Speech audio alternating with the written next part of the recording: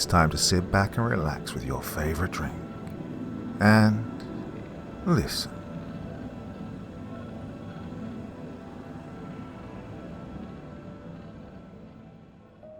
It has been said that all television is educational television.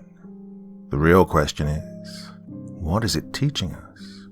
2 terrifying tales of terror for you on this delightful evening. First up we have, there's a reason we can't watch TV after 8:30 p.m, and it's not because of the Watershed.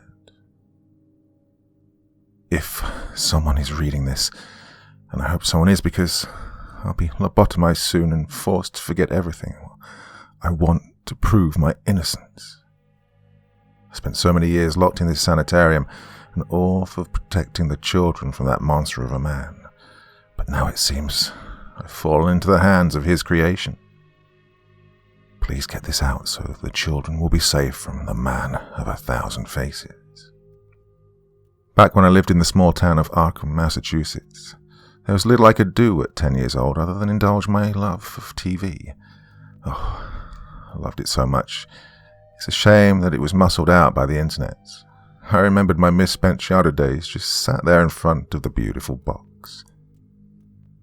Whether I was watching my favourite weekend cartoons or tuning into game shows right after school, you'd be hard-pressed to find a day when I wasn't in front of the set.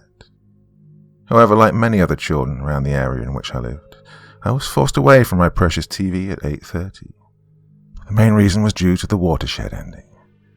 Now, I'd argue bordering on straight-up fighting with my mum to let me watch until 10 p.m, but I was always told no, and that if I kept on watching the TV past that time, the man of 1,000 faces would find and kidnap me, never to be seen again. I personally didn't believe in the urban legend, but both my parents and even grandparents were adamant of his existence. I'd go to school and feel left out as my friends would tell me of the cool shows that were broadcast past Watershed, like the outrageous Saturday Night Live or WWF, yet none of them had ever seen the man of 1,000 faces. On the 20th of February, I remember walking to school and seeing a flyer stuck to a post. As always, the flyer was a missing person report. This wasn't uncommon, sadly, but I'd developed a passion for collecting these flyers. Missing. Kelly Roon. Disappeared on the 15th of February, last seen watching TV at her dad's house. I grabbed the flyer and shoved it into my pocket to present to my friends at school. I had, after all, sat next to Kelly all of last year, and felt it only right to get her disappearance noticed. I guess I understood why. A small girl who was known to have an alcoholic dad and had attempted to run away before might not seem like the work of a fairy tale man living in the TV, but, well, this felt off. A few children had disappeared from around our town and were usually found departed just outside the industrial estate. The first few disappearances went under everyone's radar, but when a child named Tyler McMolly, rest his soul, was taken, well, it shook the town. Tyler was the first child who was found alive, if you could call it that. His body was covered entirely with puncture holes that led into his veins.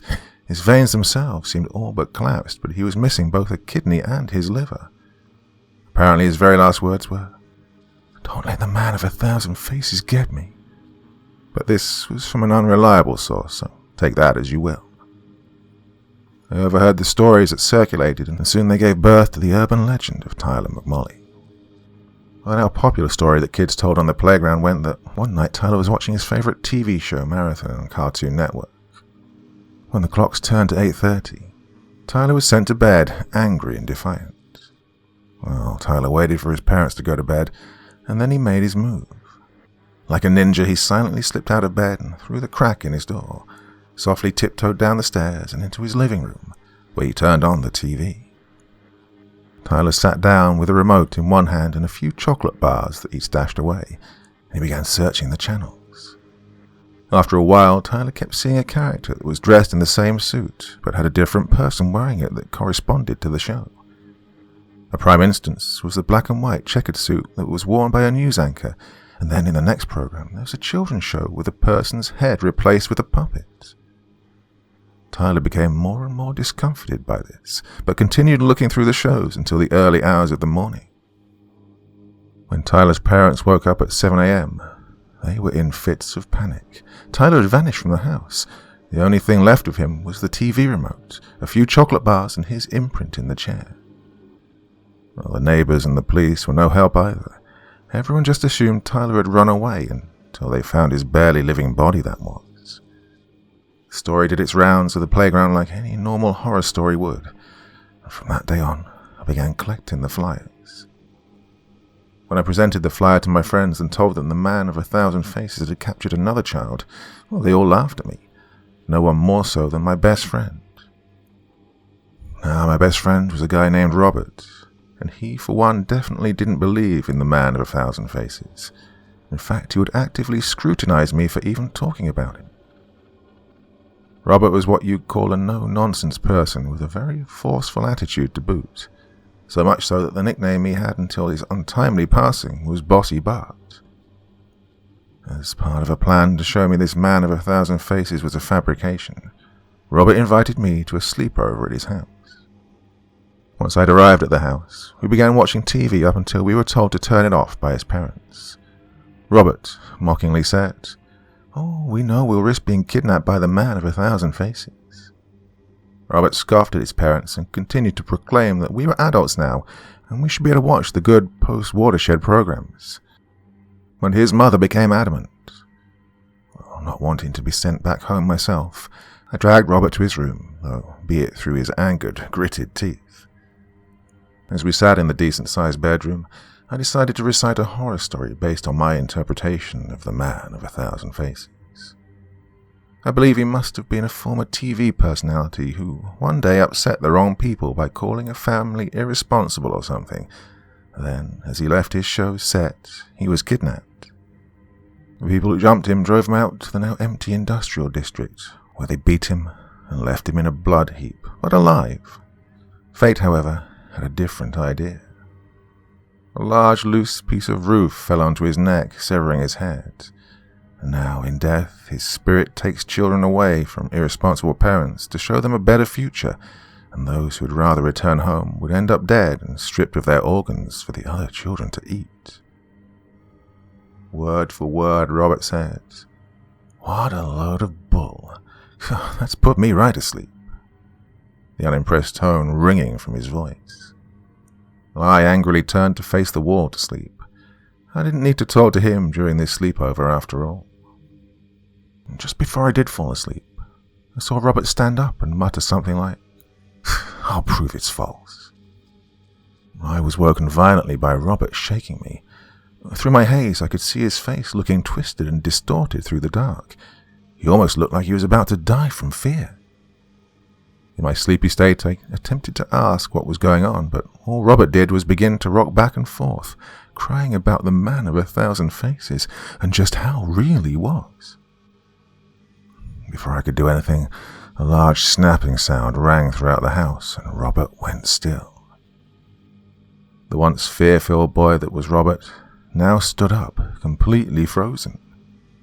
Without making a sound, Robert quickly walked to his door and slipped through, first to the landing and then down the stairs.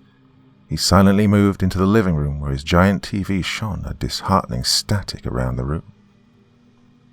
As Robert approached the TV, a program began to play through the heavy static of the screen. The show looked like something from a network access channel, which seemed strange as Robert's family had satellite TV. The TV showed a shot of a table seating around 10 children, 4 on each side, 2 sitting opposite each other on the ends. Robert, seemingly bewitched, began to climb through the living room window, walking towards the industrial district that was just beyond the highway behind his house. As I watched my best friend mindlessly walk through the darkened hours of the morning, both in his PJs and barefoot, I knew he had to be hypnotized or something. After staying a safe distance to Robert, we came to a small storage building that sat nestled behind the much bigger-looking corporate warehouses. Robert entered and began climbing through a metal trapdoor that lay open on the back wall. As I walked forwards, I could see the door slowly closing, so I made a dash for it. Sliding under the door, I fell about 5 feet onto a lush, felt-carpeted floor. The area I'd landed in resembled a long, funhouse-style corridor, with multiple morphed doors that radiated different bright colors and had neon lights peeking from the cracks. I could see Robert entering a door at the far end of the corridor, and I began to run as fast as my legs could take me, but the more I ran, the further the corridor seemed to stretch. I stopped running and collapsed from exhaustion. The taste of copper filled my breath as my lungs heaved back and forth. As I raised my head to assess how far the ever-extending corridor had become, I fell forward and landed on the door. The door itself was designed to look like a rainbow, having all the colors converge into a white circle in the center of the door. And above the door was an off-red bulb and a sign that said, "When lights turn red, no admittance." I opened the door and slowly entered a large room, roughly the size of a school gymnasium. In front of me were two giant bleachers filled with what looked like crudely cut-out children and their parents. A loud buzzer filled the room, and in a panic I rushed underneath the closest bleachers. I looked over the large area between the cutouts and saw an area that resembled that of an old TV kids show. The show's setting was of a large birthday party with a long white table splitting the set in half. Sat at the table were 10 kids, all of who were dressed up smartly like they were adults. A lanky man in a black and white checkered suit swiftly walked from out of the darkened back walls towards one of the 4 cameras that were stationed around the area. Well, I knew instantly that this was the man of 1,000 faces. Yet his head looked normal, almost indistinguishable to any other person you'd meet in the streets. It was almost too normal. The man of 1,000 faces looked directly into the camera and began to speak. His voice was unnervingly soft, and I could only describe it as sounding like the actor Crispin Glover. "Welcome, children, to today's episode of Frankie's Fun Time. This episode is called Sharing is Caring." A loud comical jingle began to echo through loudspeakers set around the area. The music began to loop as the man of 1,000 faces began to dance along. The music stopped, and a canned laughter track of children began to play. The man of 1,000 faces stopped dancing and once again began to address the camera. "Children, today we have a new friend joining my party table. Let's hear some noise for young Robert Powell." The canned claps and cheers once more filled the area, almost deafening me. I was forced to cover my ears or risk permanently damaging them. A large multicolored prop door was quickly rolled from the darkness behind the set to just behind the table by a man dressed like a 19th century clown. And Robert burst from the door, his arms stretched open wide as if ready for a hug, and with a wide, purposeful smile stretching across his face. More canned cheering began that was even louder than before. How could no one notice this noise? I tried to focus on Robert, but then I noticed something was off. He'd been given a new set of clothes, instead of the pajamas he'd worn when he came in. He now wore a suit that looked professionally tailor-made and resembled something you'd wear to perhaps a wedding or a formal gathering. The man of 1,000 faces walked over to Robert and began speaking into his microphone. "Well, Robert, we're very happy to have you here on the show.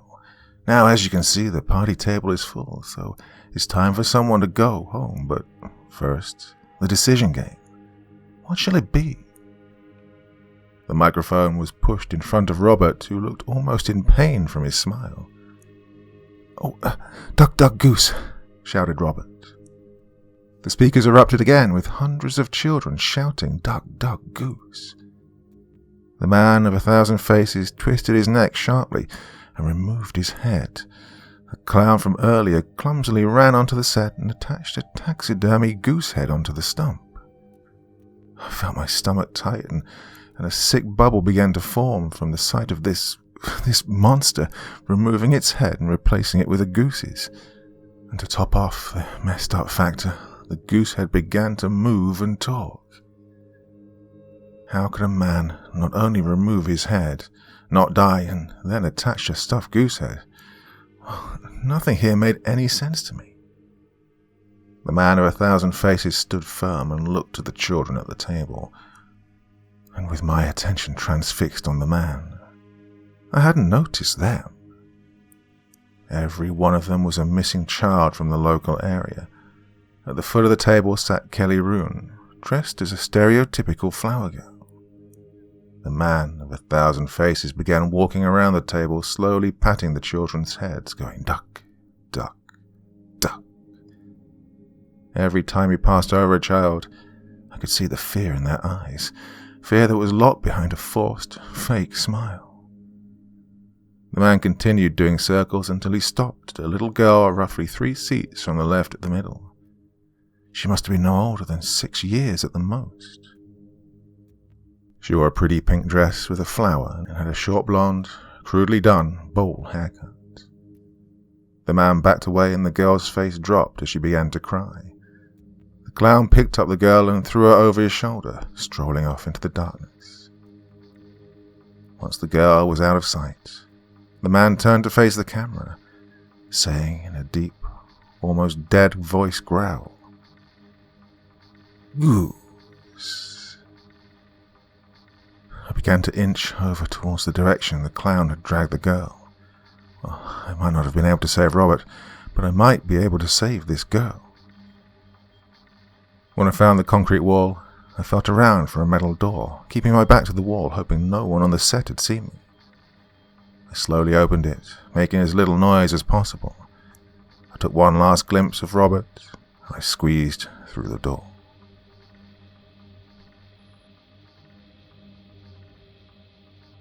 As soon as I entered the hallway, an overpowering stench, similar to a hospital, assaulted my nose. Everything smelt so clean and sterile. The corridor in front of me was far different from the one I'd entered. Across the walls were white tiles, and the ceiling lights were now fluorescent light bulbs. As I walked down the corridor, I came across 2 doors opposite one another. My curious mind decided to peek inside, but I wish I hadn't.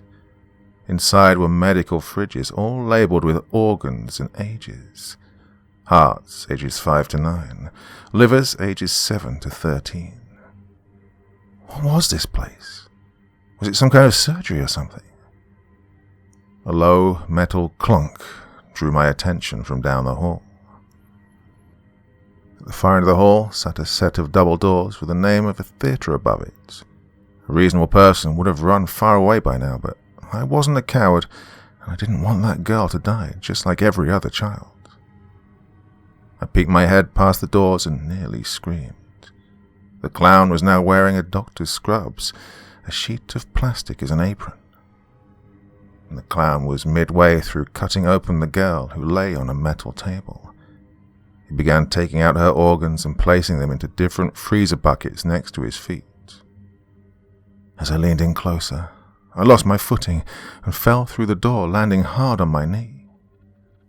The clown looked up from his work, and we locked eyes. That moment, everything felt slowed. My adrenaline was pumping overtime, and my brain was trying to think of what my best action would be. The clown began to scream at a deafening high pitch, and the sound of heavy boots outside the corridor alerted me that it was now time to leave. I turned and ran through the double doors, only to see 3 headless bodies, one dressed in the signature black and white checker suit, and the other 2 naked but smooth all over, similar to a Ken doll, standing blocking the hall. The sound of a motorized saw blade behind me forced my flight response, and I slid under the legs of the middle man. Running through the metal door, shoulder first, and bolting it behind me, I ran onto the soundstage where I was bombarded with hundreds of boos from the artificial audience. The set was now empty of children, and the man of 1,000 faces. Well, I didn't get enough time to look over the set properly as the 3 headless men kicked the metal door from its hinges. I ran into the hall with all the misshapen doors and got to about midway down the hall before I realized I was running still on the spot. As I looked down, I noticed I was moving backwards towards the door to the set. I ran as fast as I could, jumping the last stretch, barely making it onto the solid floor. and behind me I heard the door smash and the 3 headless men push themselves through it. As I looked back, I saw one of the headless men dig his fingers into the roof and began crawling towards me. The other 2 men began simultaneously crawling across the sidewalls parallel to each other. I reached up for the hatch on the roof of the hall, but felt a snag on my shirt. One of the headless had grabbed me. As I twisted to free myself, I could now see inside the hole of one of the headless men's neck. Inside were hundreds of metallic-like tethers and what I could only describe as blinking red lights. I used all my power to kick my feet free of the headless man's grasp, sending him onto the moving floor and flying to the other side of the hall.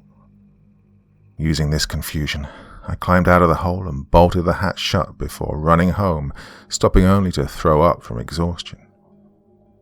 I frantically banged on my front door multiple times, begging to be let inside to the warmth and safety of my home. My very understandably angry dad swung open the door, clenching the aluminum bat he kept next to his bed. He swore bloody at the top of his lungs at me and dragged me inside to bombard me with questions. We both settled down as my mother calmly walked downstairs, seeing what the commotion was about. I explained my story in full multiple times to my sleep-deprived parents, but all they did was brush it off as my overactive mind, coupled with my friend's undoubted involvement. I was sent to bed thoroughly annoyed that no one believed me. Had I just failed at saving Robert? Only the following days would tell. I was forced into the police station the very next day. I was left in a small room with a mirror and a grimy-looking table. After a few minutes, a rather unhealthy-looking cop entered, followed by a man in a grey business suit. The cop spoke first. "Hello, son. I'm Deputy Barnard, and this is Dr. Steen. He's a psychologist from the local hospital." I looked into that doctor's eyes as he reached to shake my hand. Those eyes that I'd seen before, last night. They belonged to the 19th century clown who was butchering that poor girl. I was asked to tell them everything from last night, which I did, apart from mentioning the clown, although I guess that part didn't matter anymore. My story was laughed out of the station near enough by the deputy. As for me, I was to attend therapy from the man who'd started all of this. Going to the session was a horrible ordeal, but I had to for my parents' sake. How could they trust me if I didn't go? On the first day I attended, I sat opposite the doctor, his face contorted into the smile of the clown. He asked me to recount all of the details of the night, from start to finish. Reluctant as ever, I did, and all he did was take notes. He didn't threaten me or hold me captive. He just wrote down everything. The more I attended the therapy, the easier it became to explain my story, until I accidentally let slip about seeing the clown. The doctor's grin grew 10 times over hearing this, and he almost demanded I tell him more. But I stuck to my nerves and I refused. Week after week it was the same thing. I'd sit with the doctor and talk about that night, and once I'd finished, he'd demand I talk about the clown, even going as far as to grab my shoulders and shake me. Eventually, the pressure of the doctor getting in my face had gotten too much for me, and I broke down and told him everything. I told him what had happened with the clown and the headless men. It felt so good to get it off my chest. Well, the day I did spill everything, the doctor stood from his desk, walked in front of me, his eyes fixated on me, looking me up and down.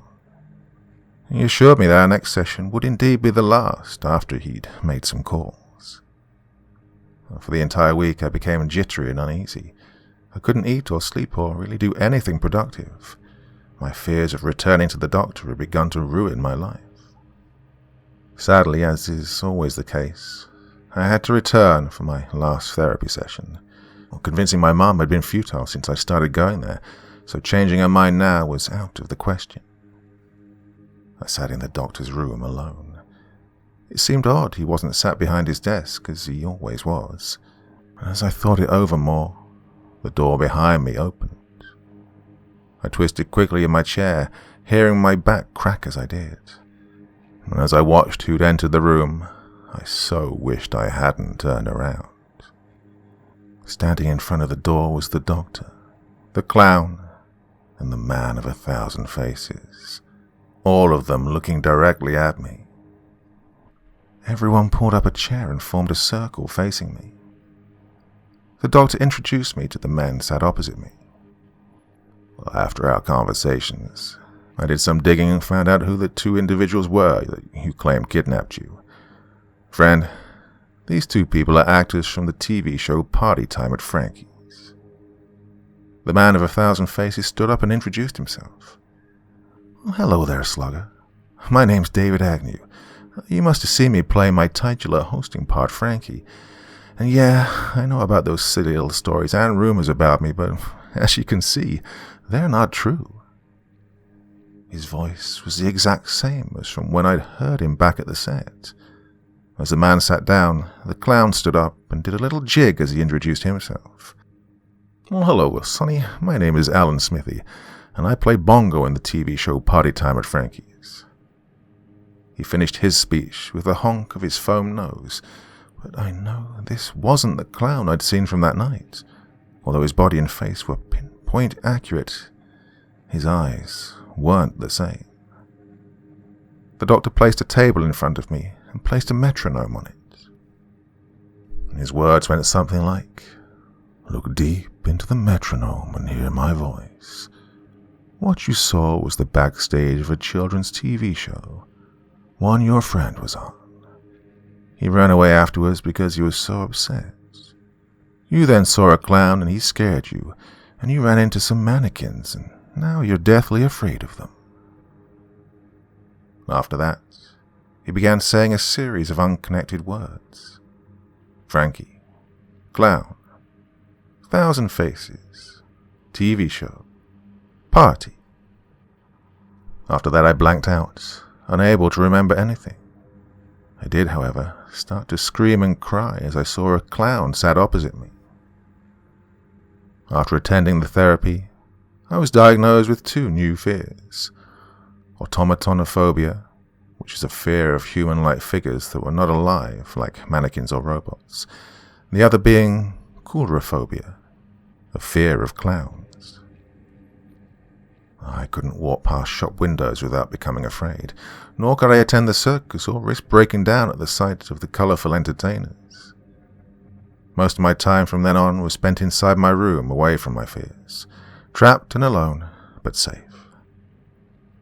Nearly an entire decade passed on, with my mind scrubbed, whole years believing something that just wasn't true. Children still occasionally went missing, snatched out of their homes, but now I felt as if it wasn't my problem. I'd just finished my senior year at high school and was on the lookout for a job when I came across something in the local paper. Headless body identified as Robert Powell. The body of Robert Powell, who's been missing since 1988, has been found outside the long-abandoned Miskatonic storage warehouse.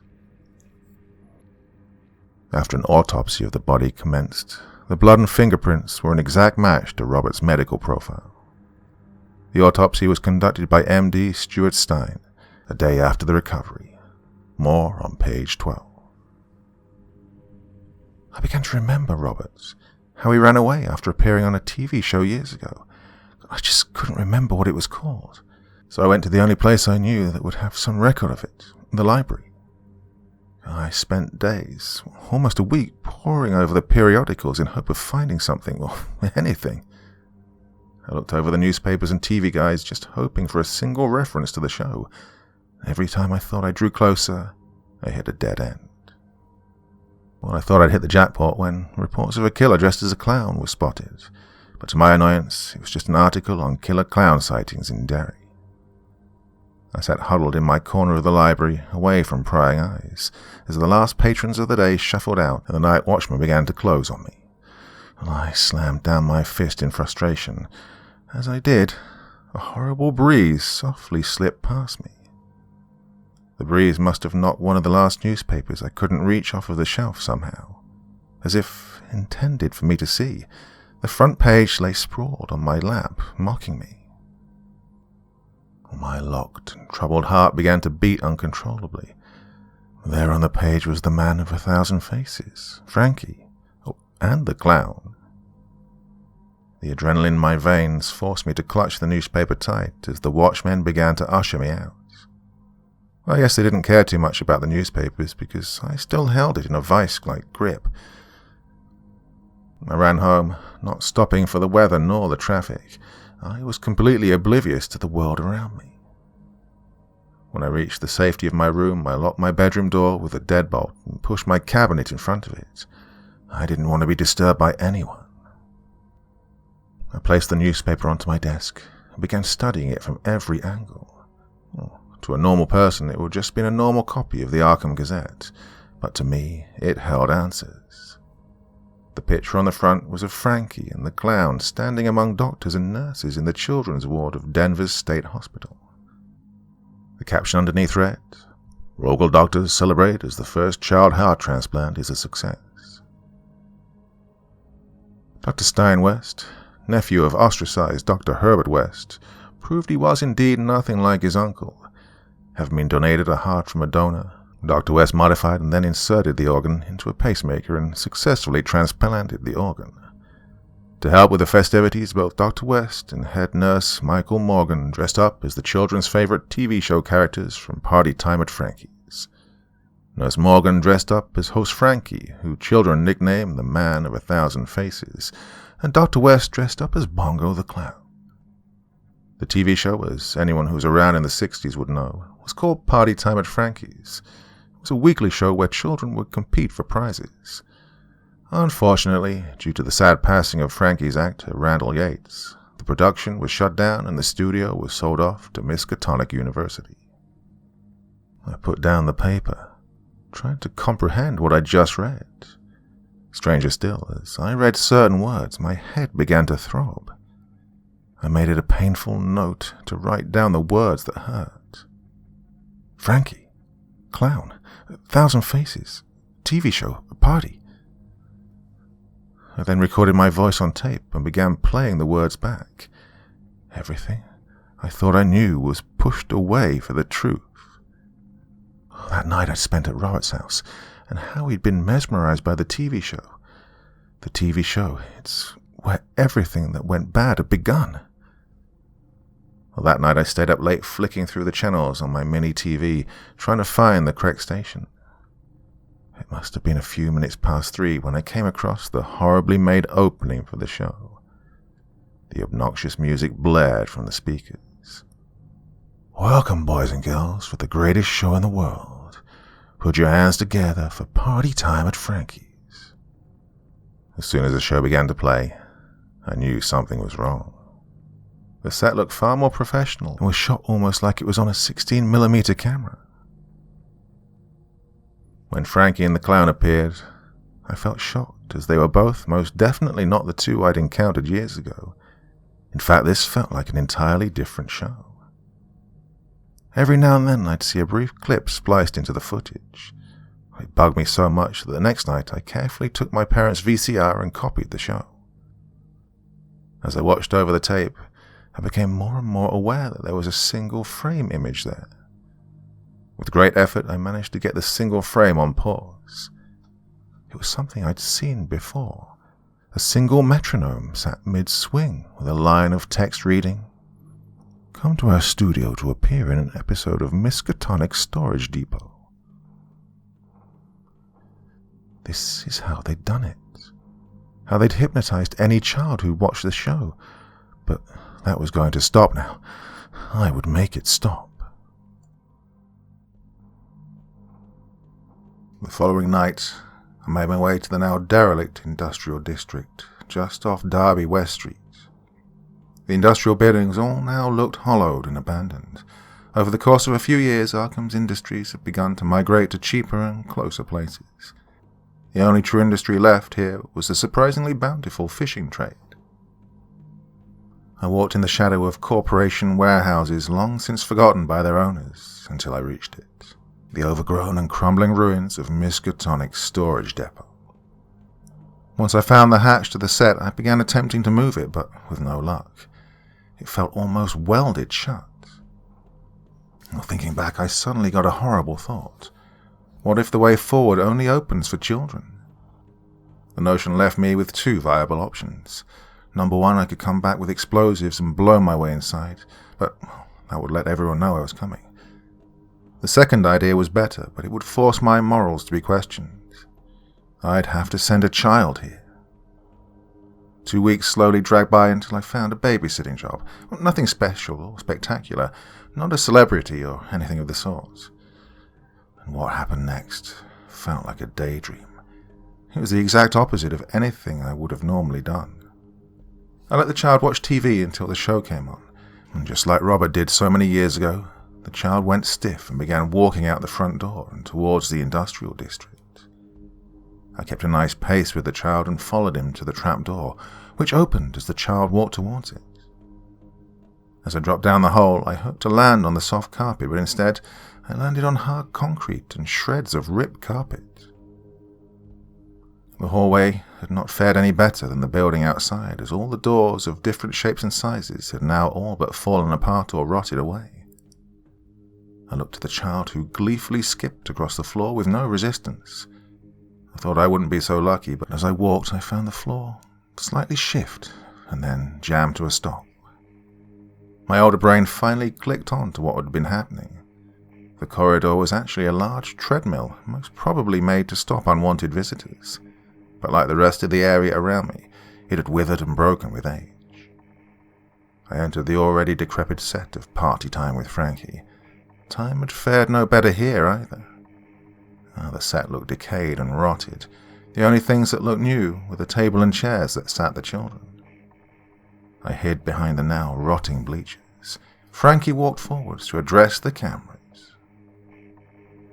He looked impossible, by which I mean he hadn't aged a day in well over 9 years. He seemed almost perfectly preserved. And the loud cheers of children that serenaded my ears had all but become horrifically distorted, as if they were the screams of the trapped souls of the dead children. Frankie began his opening line, his voice still sounding the same as it did so long ago. "Welcome, children. Today's episode is called We Can Be Friends." I placed a set of ear protectors over my pounding ears and endured the screams of the artificial audience. "Children, today we have someone new to play with. Let's welcome Christy Gills." Christy, the child I was tasked with looking after, slowly walked through the large door at the back of the set and stood next to the table. Christy had also had a wardrobe change and now stood in a frilly red dress. "So, Christy, tell us what game we should play." Christy thought for a minute and then asked to play hide and seek. Frankie removed his head and replaced it with one that left me in an angry but sad state. His head was now an older Robert, dressed to look like a pirate. In a rough version of Robert's voice, Frankie said, "We play hide and seek then, but first we be needing to remove a crew member." I watched as the clown grabbed a boy around about 12 years old and dragged him to the metal door. And I knew what had to be done. Silently I waited and then followed the clown a few moments later. The medical hallway looked so clean and well kept, definitely not like the rest of the set. The smell of cleaning fluid and canistered oxygen still assaulted my nose, only this time I knew what it was. As I peeked through the doors down the corridor, I could finally understand what was going on. It would seem the good doctor was harvesting children's organs, possibly to sell on the black market. The other door I hadn't looked in now lay ajar, and inside lay the 3 headless bodies and a large collection of heads in jars. The heads sat all motionless, with their eyes closed. They almost looked like they were sleeping. The liquid looked thick and a green, luminous tinge to it, giving off the feeling it was some kind of mucus. As I circled around the bodies, I got a perfect look into the hole where the heads would have been attached. Inside was a mesh of human organic tissue and metallic pipes connecting everything. At a guess, I'd say it was an augmented body. I followed 2 large cables that dug deep into all of their chests towards the far wall. The pipe connected to some kind of power generator that was supplying them with energy, and another pipe was plugged into a vat of the green liquid, pumping it into the bodies. I don't know why, but I pushed the lever on the tank down, depleting the vat to roughly a quarter full. The headless ones began to violently shake, uncontrollably, until their chests burst open, ejecting the green liquid all over the room. Next, I began dragging the jars off the walls and stamping on them. A selection of different heads, both human and animal. Well, I didn't stop. I couldn't stop. I stood motionless in the room as the door flung open. Standing there, with an expression of shock, was Dr. Stein, still dressed in his clown gear. I watched as Stein began to laugh maniacally, as if some sort of joke had just been told. Without thinking, I grabbed one of the tubes and thrust the pipe into his chest. Stein shrieked in pain, trying to grab at the pipe, but it was too late. The green liquid had begun pumping into his body. With his last words, Stein looked at me and said something, a single word. Lian. My mind cast back to when I was a child in therapy. Dr. Stein had stood next to me and whispered these words into my ear. Kill the headless. Kill them all. Then you will kill me, and finally you must present me at the table where you shall sit and wait for the police. Stein's laughter dragged me out of my daze as he exploded in a shower of blood and the green liquid. I felt like a puppet on a string as I dragged all 4 bodies through the metal door and onto the set. All the children lay dead in their seats, having had their necks snapped. As for Frankie, he was nowhere to be seen. I heard the sirens outside, but didn't stop doing my task. I was unable to. As I sat at the table, the entire police force pushed through the entrance door, guns at the ready. No amount of explaining in the world would get me out of this. I was sentenced to life in prison for being a copycat stalker, as well as murdering over 10 children. My saving grace, however, wasn't much good. I was given a pardon from life in prison, but instead placed into Arkham Sanitarium. It's been nearly 30 years since then, so I decided to write this, and, well, why now, you might ask? Well, as you know, I'm scheduled for a lobotomy from my newly assigned therapist.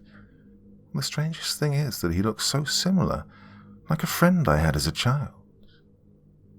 And every time we have a session together, he only says 2 words to me. Headless soon.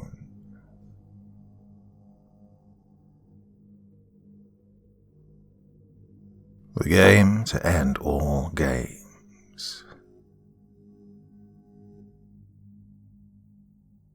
People always talk about the blinding light of bliss and peace they see during the last moment of their life. Like there's some indescribable force that pulls them towards their final destination, a place they can see their loved ones again, an infinity of painless existence. That's nothing like what I experienced during the 18 times my heart has stopped in the past year. Apparently, being merely 27 years old is not an excuse not to suffer from sudden cardiac death, at least not when I had an undiagnosed heart condition called Wolff-Parkinson-White. An extra nerve in my heart put it into overdrive, and I was essentially dead for about 7 minutes. Those were the best 7 goddamn minutes of my entire life. After a brief moment of chest pain and my face kissing the floor, there wasn't a hint of pain in my being anymore. To the best of my knowledge, I was still on Earth, but somehow wandering the streets in front of my childhood home.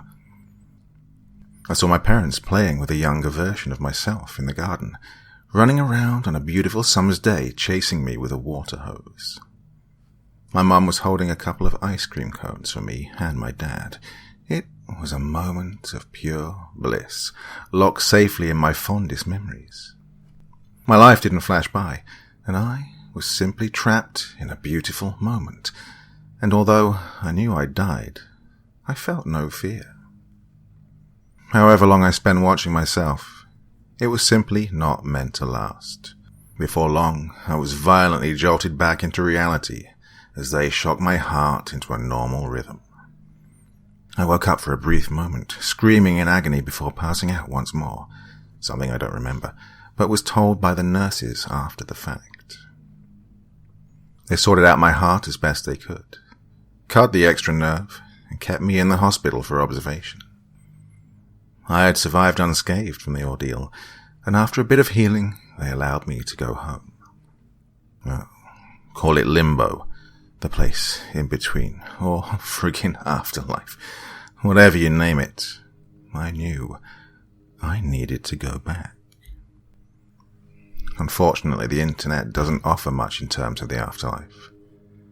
I suppose they have bad internet reception there. So, I resorted to the next best thing. Forums about people who had temporarily died but returned from the brink of their own demise. Searching for that, I found, well, exactly what you'd expect. The bright lights, the tunnel, and even some who claimed there existed nothing but darkness. Their experiences might have been just as real as my own, but ever so slightly different, and definitely not what I was looking for. I ventured deeper, checking out methods of suicide. Now, don't get me wrong, I absolutely did not wish to leave this life quite so soon, but there had to be a way to temporarily die and then get brought back without permanent damage.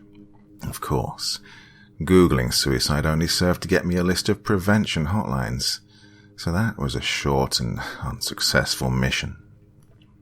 Even the deep web had little more to offer. A few forums that weren't listed on any casual browser, some with different experiences, people coming back with a profound new respect for life, and others who wanted nothing more than just to remain dead. Well, one click link led to another, and before I knew it, I had ventured far down the rabbit hole to a website no person was ever meant to enter. Without providing a link, it was simply titled The Suicide Game. It was plainly designed like any other forum, seemingly originating from the early days of the internet. Only text, no images. The posts varied from questions on what to expect from death and what people had seen on the other side. Holy shit, what just happened? By The Returned. What's the longest you've ever been dead for? By Dead Man 20. Any advice for a first-timer? By A Bit Afraid 2. Well, you get the gist. There was a sticky post lingering at the top of the page that caught my attention. Submitted by the sole user marked as an admin. Their name was Lazarus. How to Temporarily Kill Yourself by Lazarus. Without hesitation, I clicked the link. It would either be legit, or just a scam to somehow get money, or provide a free virus for my computer. Either way, I would quickly discover the truth.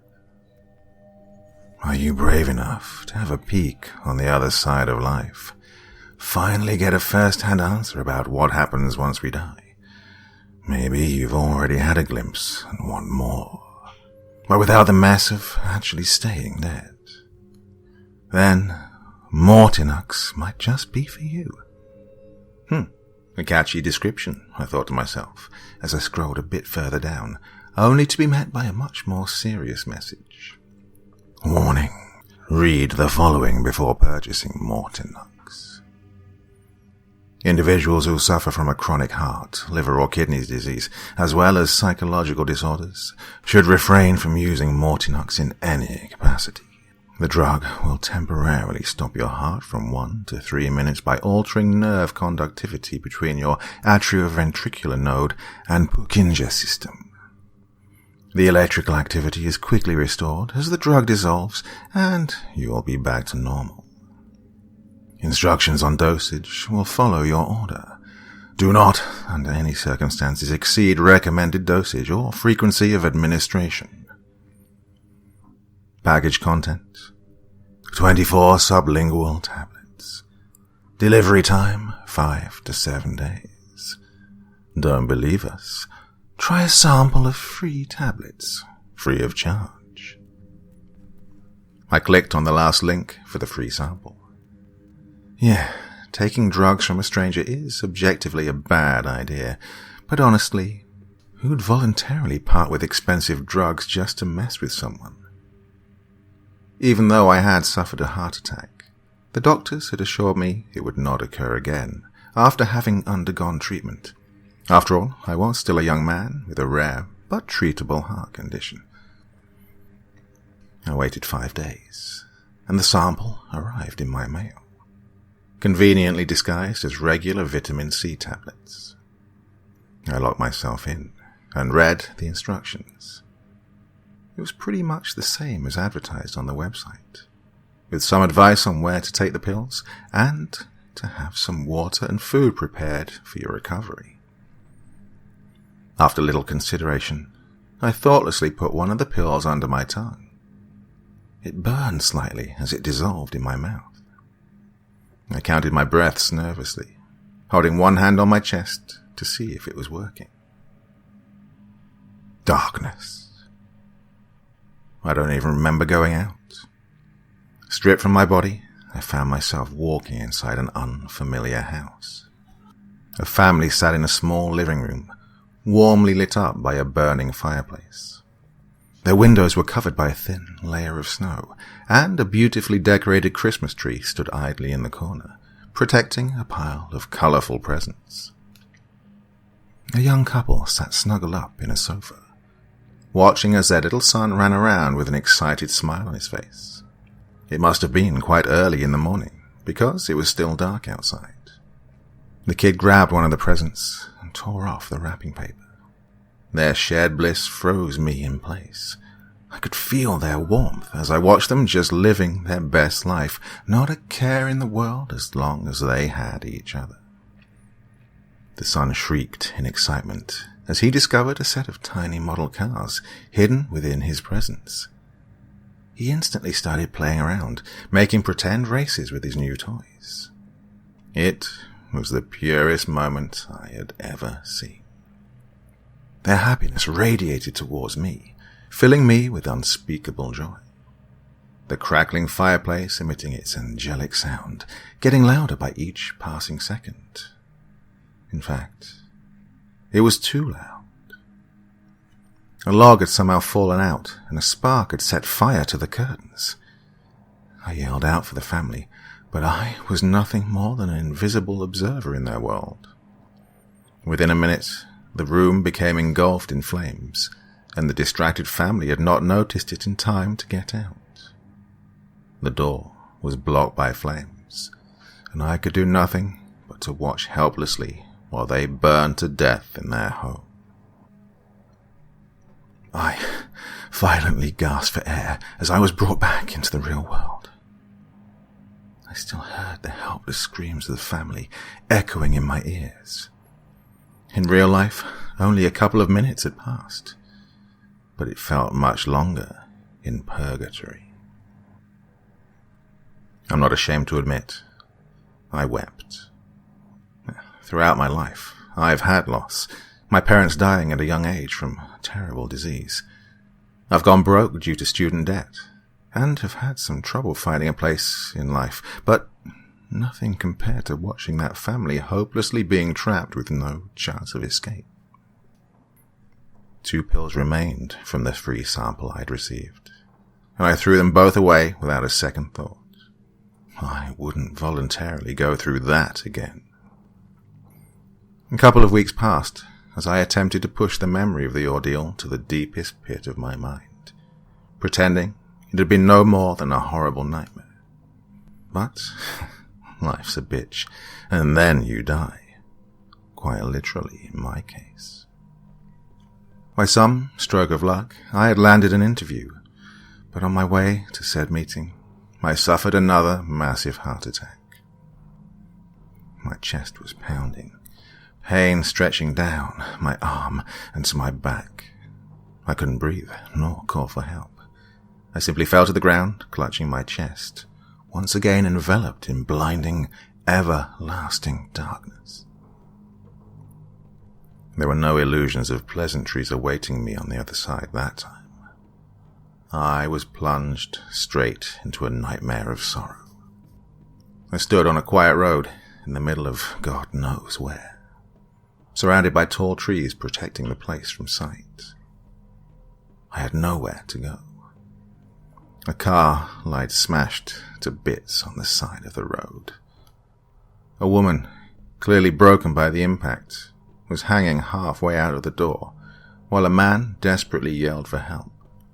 His phone had died on impact, and he had no means to call for anyone. No way to save his dying wife. Again, I was watching the worst moment of someone's life. A man who sobbed while he told the woman he loved as she slipped away into the afterlife. Despite the pain I shared with them in that moment, I also felt the presence of something even darker looming over me. I looked around to get a glimpse of silhouette in the distance, disappearing as fast as I fixated my eyes on it. It appeared humanoid, but much taller in stature. Before I could do anything else, I was dragged back to life.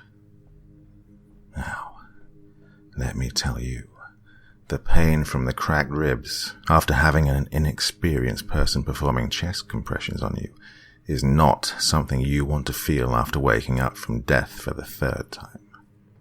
But somehow, I had returned to the land of the living once more. According to the doctors, my heart was now permanently damaged. Not from the initial disease, but because of trauma. They told me the first heart attack was the cause, lack of oxygen for 7 minutes and all that, but, well, I knew better. That damned pill was the culprit. After frantically searching for the website, doing my best to retrace the steps I'd taken last time, I finally stumbled upon the suicide game once more. Welcome back, a pop-up message displayed, remembering that I'd previously received an order of pills. There hadn't been a single new post since my last visit. I jotted it down to being an obscure website no sane person would visit. But as I scrolled down, I noticed that the forum had been quite the active place until just 1 month ago. Most of the posts were about expectations and experiences, no sign of any complaints. But I kept browsing, clicking further back on the forum until I finally found something that matched my predicament. The post simply said, "I think I brought something back with me from the other side." I clicked on the link with a trembling finger, both hopeful and afraid to learn the answer. So, I've been using the pill for about a month now, and honestly, it was the most amazing month of my life. I've seen things I could never dream of, and most of my lifelong questions have been answered in one way or another. But, well, it's not the same anymore. He used to be so pleasant, so nice. But now, well, I keep seeing people dying around me. There's something else with me when I go there. Just like these shadows that are following me around. At first, I thought I had taken too many pills or something. But now I keep seeing them in real life. I don't know what to do. Is this a side effect of the drug? Oh, I'm sorry if this isn't too coherent, but I'm freaking the fuck out.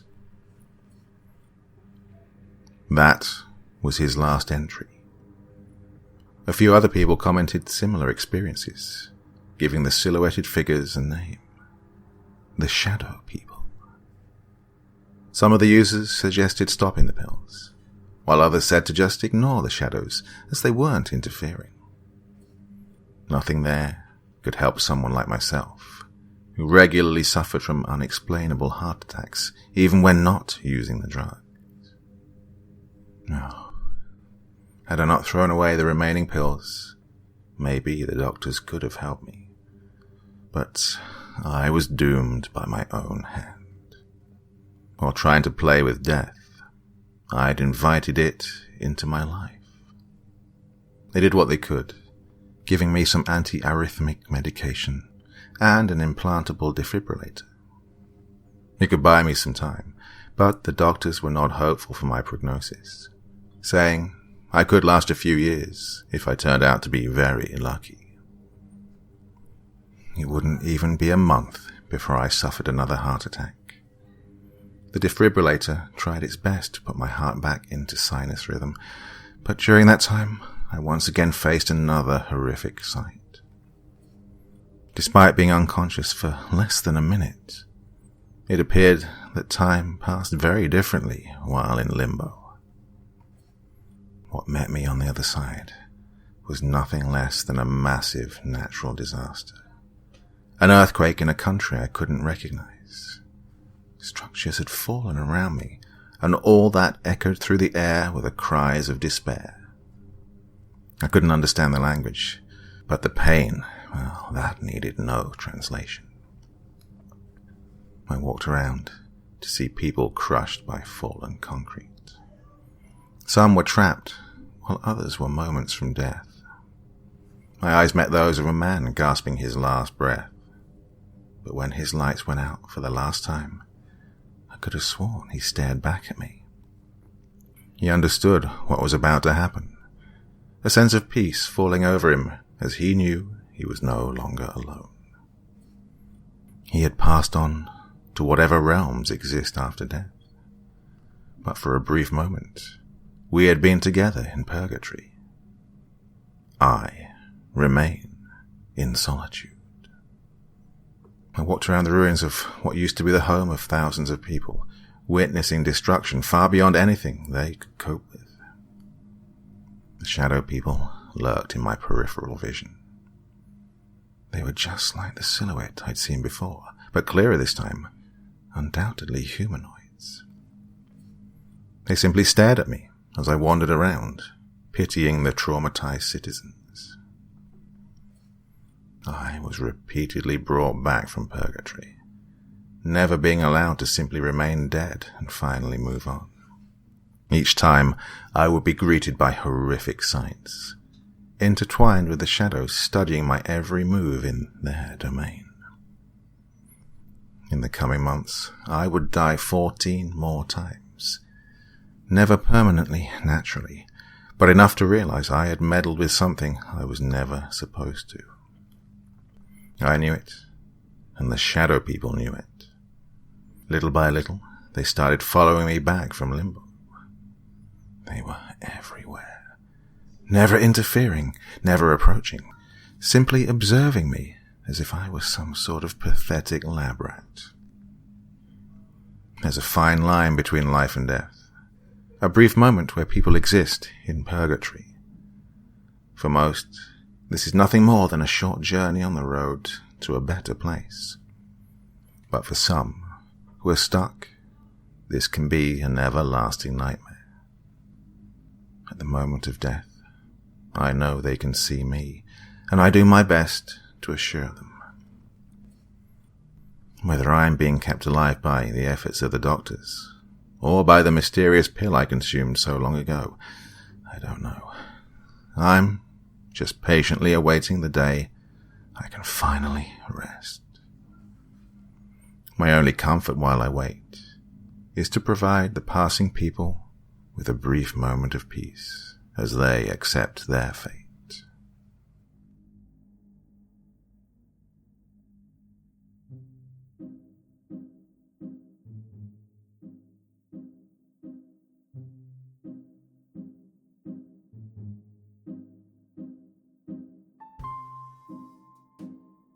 Okay, so a couple of lovely stories there to get your week started off in style.